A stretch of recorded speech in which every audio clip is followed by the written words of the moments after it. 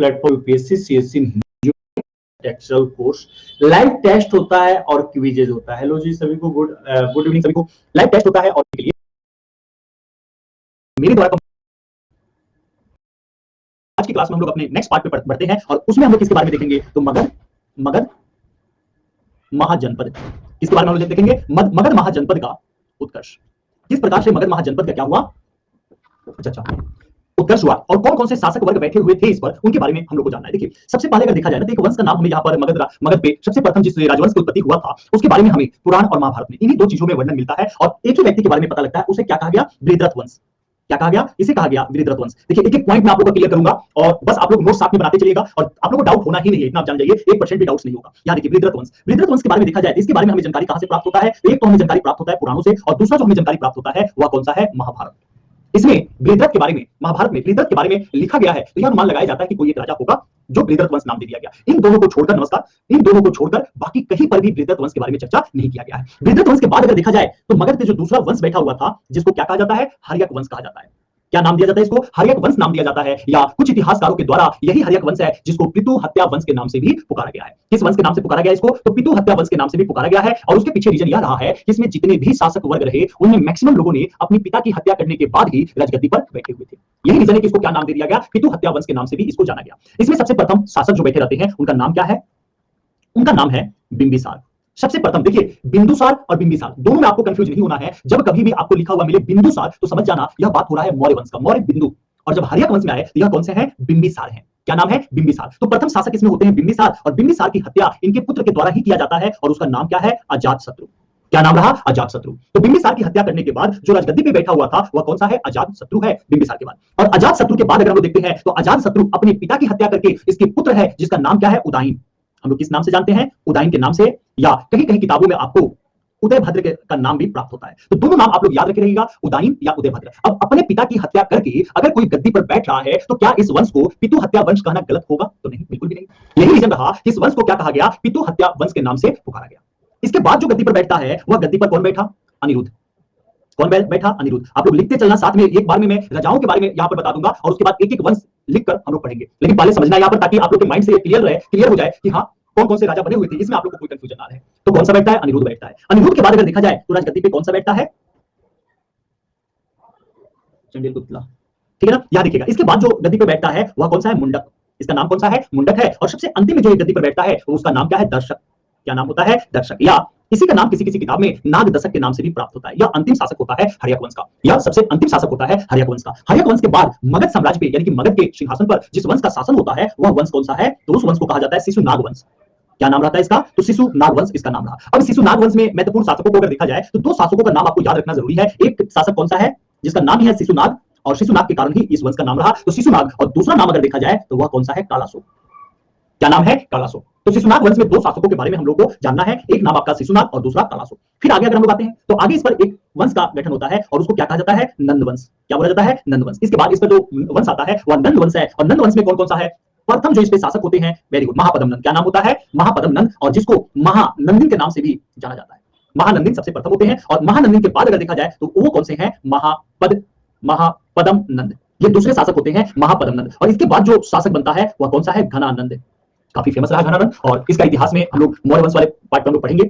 फिर यहाँ पे हम लोग देखेंगे अंत में एक शासक, एक वंश और हम लोग देखेंगे सबसे मेन वंश, और वह वंश कौन सा है? मौर्य वंश। मौर्य वंश में तो 11 शासक के करीब में हुए थे, मेन हम लोग देखते हैं सबसे प्रथम कौन सा हुआ?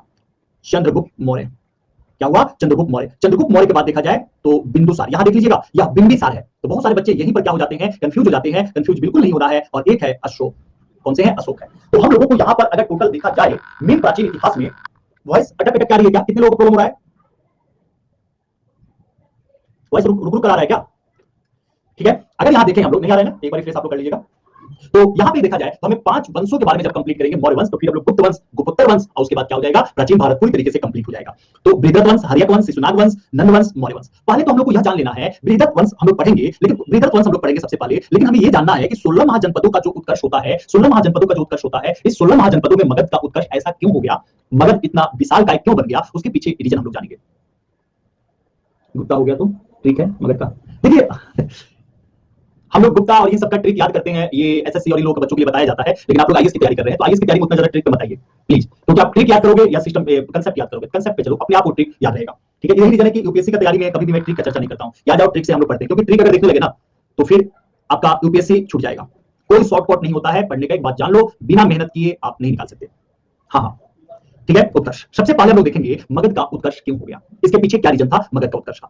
देखिए फर्स्ट कारण अगर हम लोग देखते हैं, सबसे फर्स्ट कारण अगर हम लोग देखते हैं, हमारे सामने आता है आर्थिक कारण। आर्थिक कारण, ठीक है, आप लोग खुद देखना, एंशिएंट की ये 22 नंबर की क्लास है, और ऐसा नहीं है मेरे किसी भी क्लास में ऐसा नहीं है कि मैं ज्यादा बातें किया हूं, कंसेप्ट मैंने ज्यादा समझाया है, लिखवाया है, साथ में नोट्स बनवाया है, और यही रीजन है कि आप लोगों को पसंद भी आया है क्लास, आप लोग कर भी रहे हैं, नोट्स भी साथ में बनाते चल रहे हैं, तो आप लोगों के लिए काफी बेनिफिशियल हो गया, एक भी पॉइंट्स नहीं छूट रहा है। आप लोग प्रीवियस ईयर का कहीं भी आप लोग एमसीक्यू प्रैक्टिस करके देख लीजिए। आर्थिक कारण, सबसे पहले अगर हम आर्थिक कारण देखते हैं ना, तो आर्थिक कारण यह है कि यह जो मगध है यह गंगा के मध्य में स्थित था। कहां पर? गंगा के मध्य में स्थित था। अब क्या रहा, गंगा के मध्य में स्थित होने से फायदा क्या रहा, इसकी भूमि की उर्वरक क्षमता क्या रही, ज्यादा रही, और उर्वरक क्षमता ज्यादा होने के कारण यह कृषि के अनुकूल दशा यहां पर रही, कृषि अनुकूल एटमॉस्फेयर रहा, दशाएं रही। और क्यों रहा, क्योंकि यहाँ की मिट्टी कैसी थी, तो दोमट मिट्टी थी। ठीक है ना, यहां पर अगर देखा जाए तो एग्रीकल्चर जो अभी भी बिहार वाले क्षेत्र में किया जाता है वो पंचांग के अनुसार ही किया जाता है कि कौन से मौसम में और कौन से सीजन में कौन से फसल होगा ये, और यहाँ की मिट्टी में बहुकिस्मी फसल था। क्या जैसा मैच में था, नहीं समझा मैं, जरासंध भी मैच में था, जरासंध आगे देखा जाएगा, बहुकिस्मी फसलों का रहा, और यहां पर लोहे का उपयोग किया जा चुका था, और लोहे का उपयोग करने के कारण लोहे का कृषि में क्या होने लगा था, उपयोग होने लगा था। ठीक है, तो लोहे का उपयोग करने के कारण यहाँ लोगों की पैदावार क्या होने लगा, बढ़ने लगा, और नदी की उपस्थिति होने के कारण सिंचाई की क्या रही, सिंचाई की उपलब्धता रहा, उपलब्धता रहा। अब ये इतने सारे रीजन के कारण देखना, ये जितने ये फालतू की चीजें मैं नहीं लिखवा रहा हूं, साथ में लिखते हुए चलिएगा। ठीक है, मैं देखता हूं यहाँ पे सब्जेक्ट जब कंप्लीट कराया जाता है, सब्जेक्ट पढ़ाया जाता है ना, तो बच्चे कम रहते हैं। मैं कल एक टीचर की क्लास देख रहा था, अप्रोक्सीमेटली 500-600 बच्चे लाइव देख रहे थे स्पेशल क्लास पे ही, और एक दो क्लासेस नहीं, मैंने स्पेशल क्लास की उनकी लिस्ट निकालकर जब देखी तो उसमें 15 से 20 क्लासेस केवल रणनीति पर है। आप सोचकर हैरान होइएगा कि 15 से 20 घंटा केवल रणनीति बनाने पर निकाल दिया गया।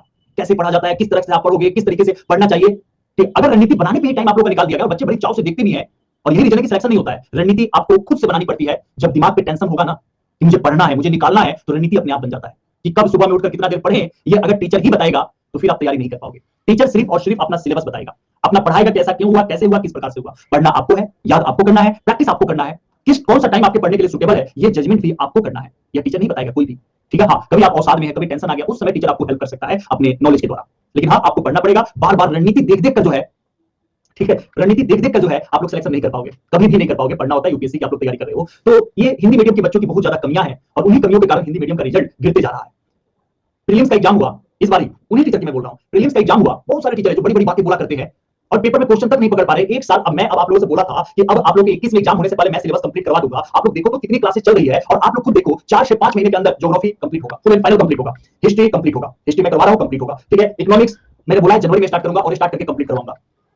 ठीक है, तो ये सारी चीजें कंप्लीट करवाऊंगा मैं, और होगा भी, मैं देखा था जी जी जी। अब है तो इस तरीके से बड़े टीचर बातें बहुत बड़े बड़े करते हैं, बच्चे भी बहुत ज्यादा देखते हैं उन टीचरों को, और स्टार फैकल्टी भी हो जाते हैं, लेकिन जब एग्जाम होता है प्रीलिम्स का तो पता लग जाता है कि कितने क्वेश्चन उनके पढ़ाए हुए में से आया है। और जब उनकी अपना सब्जेक्ट होता है, जैसे जैसे कोई टीचर, जैसे मैं हूं, अगर मेरा अपना हिस्ट्री सब्जेक्ट है ना, तो मैं लिख के पढ़ाऊंगा, मैं लिख कर उसको पढ़ाऊंगा, क्योंकि मुझे अच्छा वैसे ही लगेगा कि मैं लिख के पढ़ाऊं, क्योंकि मेरे पास नॉलेज है, तो मैं कैसे भी एरो करके पढ़ा दूंगा। लेकिन इतना समझ जाइएगा, जो सब्जेक्ट मेरा नहीं होगा ना, उस सब्जेक्ट के लिए मैं पीपीटी लेकर आऊंगा, क्योंकि मैं एक्स्ट्रा पढ़ नहीं पाता हूं, तो उसमें घेरा बना बनाकर मैं समझा दूंगा, टेंशन भी नहीं रहेगा। आप देखिएगा यूट्यूब पर भी बहुत सारे ऐसे टीचर हैं जो मैक्सिमम सब्जेक्ट पीपीटी से पढ़ा देते हैं, और जो उनका अपना सब्जेक्ट होता है वो लिख के पढ़ाते हैं। बच्चों आप लोगों को समझने की जरूरत है, माइंड को, आंखों को खोल कर देखने की जरूरत है कि वो पढ़ा क्या रहे हैं, पेपर में आ कितना रहा है, और आपका कंसेप्ट बन रहा है या नहीं बन रहा है, ये आपको जरूरत है इस चीज को। एग्जांपल में करंट अफेयर्स कभी भी ऐसे मेंस लेवल का पढ़ाया जा सकता है लिखकर, प्रीलिम्स लेवल के लिए पीपीटी होना चाहिए। तो करंट अफेयर्स कोई पीपीटी से पढ़ा रहा है तो वो सही है, लेकिन सब्जेक्ट अगर कोई पीपीटी से पढ़ा रहा है वो गलत है, ठीक है, उसको लिख के बताए। वो नोटिफिकेशन अब आ रहा है, अच्छा अब आ रहा है, कोई बात नहीं, आ तो गया ना। तो अब देखिएगा, अगर मैं आपसे ये कह रहा हूं कि गंगा के मध्य क्षेत्र में स्थित है, और गंगा के मध्य क्षेत्र में स्थित हो जाने के कारण उसमें क्या हो रहा है, मिट्टी की उत्पादकता बढ़ गई है, लोहे का प्रयोग किया जा रहा है। और सिर्फ गंगा नहीं, हमें यह भी तो पता है ना कि गंगा की सहायक नदियां भी है यहाँ पर आसपास में, और कौन कौन सी नदी है, हमें पता है गंडक नदी है, यहीं पर हम लोग पटना के पास में सोन नदी को भी देखते हैं, और पटना के पास में हम लोग कौन सी नदी देखते हैं, पुनपुन नदी। तो यहाँ पर तो ये भी हुआ कि नदियों के बीच में है, नदियों के बीच में है, और इसलिए उत्पादकता ज्यादा मात्रा में बढ़ गया। और जब कभी भी उत्पादकता बढ़ गया तो कृषि उत्पादन में क्या हुआ, कृषि उत्पादन में वृद्धि हो गया।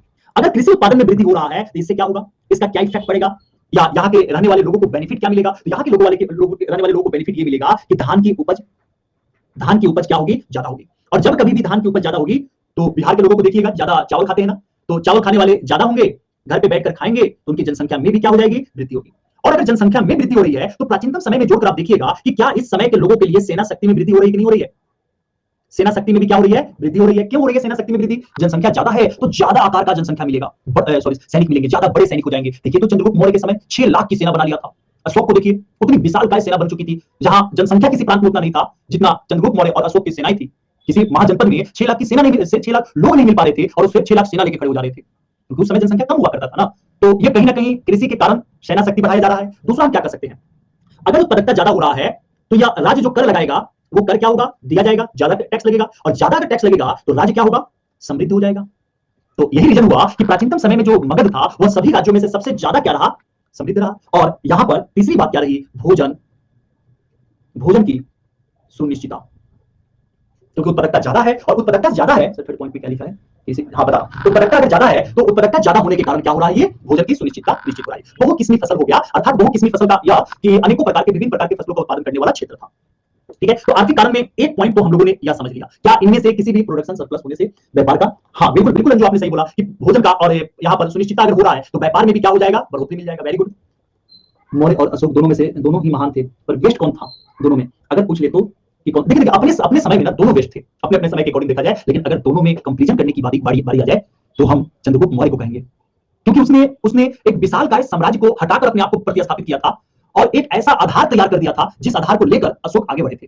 अगर वो आधार नहीं होता तो क्या अशोक इतने महान बन पाते, इस पर प्रश्नवाचक साइन हो सकता है। ठीक है, तो हम दोनों को अपने समय में कहेंगे, लेकिन मेन आधार तैयार करने के लिए इस प्रकार से क्वेश्चन अगर मेंस में आ जाए ना तो आपको दोनों को बैलेंस करना होगा। ठीक है, मैं उस पर चर्चा करूंगा मेंस की क्लास में, और यहां पूछेंगे तो यहां भी बता दूंगा। अब यहां देखिएगा, यहां मगध में हाथियों की उपस्थिति क्या थी, ज्यादा थी, तो सेना क्या हो गया, शक्तिशाली हो गया। यहां पे मगध में अगर देखा जाए तो जंगल भी क्या थी, जंगल की उपलब्धता, यह भी क्या था, ज्यादा था। यहीं पर अगर देखा जाए तो मुद्रा का प्रचलन, तो मुद्रा का प्रचलन भी क्या हो गया, ज्यादा हो गया, और व्यापारिक श्रेणी का